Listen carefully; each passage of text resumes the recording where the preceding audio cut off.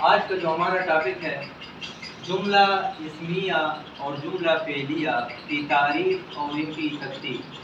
تو پہلے جملہ اسمیہ کی تعریف لکھتے ہیں، مثالیں لکھتے ہیں، پھر اس کی تفصیل کریں گے، پھر جملہ فعلیہ پہ آئیں گے، اس کی تعریف کریں گے، مثالیں لکھیں گے اور اس کی تفصیل کریں گے۔ تو آئیے بسم اللہ الرحمن الرحیم۔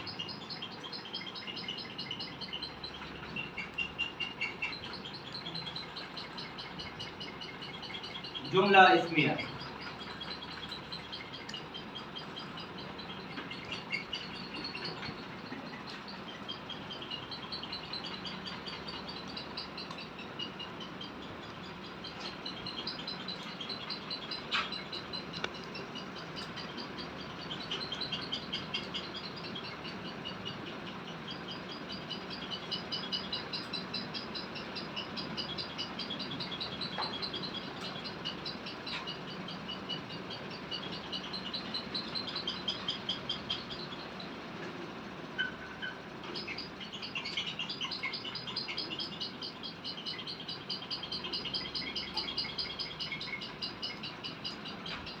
جملہ اسمیہ کہلاتا ہے۔ سمجھ لیں، وہ جملہ جس کے مسند الیہ اور مسند میں اسم آئے اور فعل ناقص بھی آئے، جملہ اسمیہ کہلاتا ہے۔ ٹھیک ہے جی، سمجھ آئی؟ جملہ اسمیہ کے اجزاء، جملہ اسمیہ کے 3 اجزاء ہوتے ہیں، وہ بھی مینشن کرنے آپ نے ہوتے ہیں۔ اب ہیڈنگ آئے گی اجزاء۔ جملہ اسمیہ کے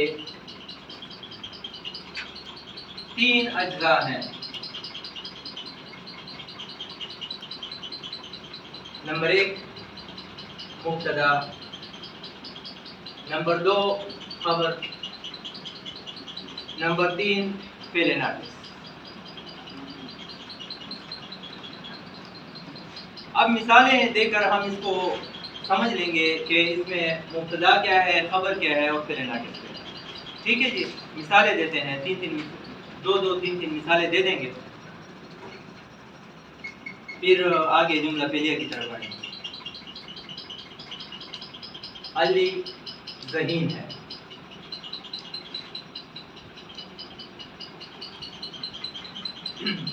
وقت کی نزاکت کو مد نظر رکھتے ہوئے ایک ہی مثال ہے، اس کی ہم تفصیل کریں گے۔ تو ایک ہی مثال کو سمجھ کر اگر آپ نے تفصیل کرنا سیکھی تو آگے آپ کے لیے بڑی آسانی ہے۔ تو ویسے لفظ تفصیل کا معنی ہے ٹکڑے ٹکڑے کرنا۔ لفظ تفصیل کا معنی ہے ٹکڑے ٹکڑے کرنا، یعنی آپ نے جملے کو ٹکڑے ٹکڑے کرنا ہے۔ فرض کے جملے میں 2 اجزاء ہوتے ہیں، ایک مسند ہے، دوسرا مسند ہوتا ہے۔ تو اس میں سے آپ نے جو ہے اس کو علیحدہ کرنا ہوتے ہیں۔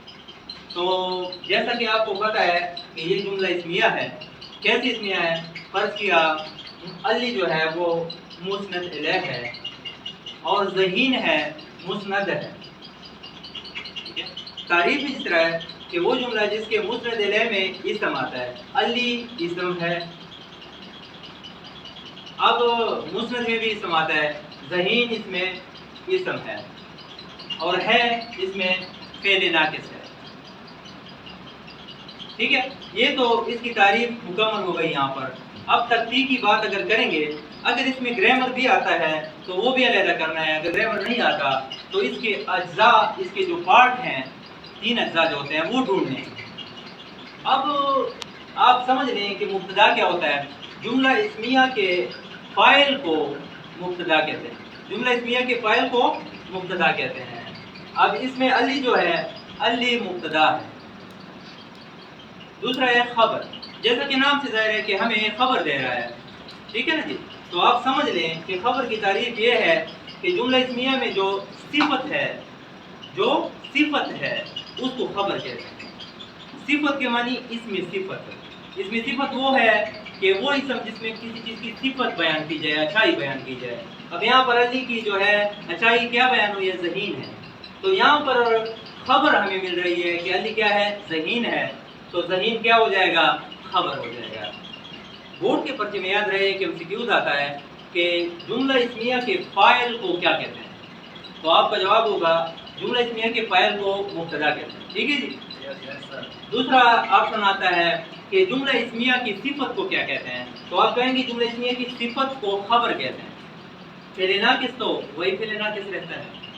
तो अब हमने जो है इसकी तख्ती कर दी, जुमला इस्मिया की तख्ती हमने कर दी है।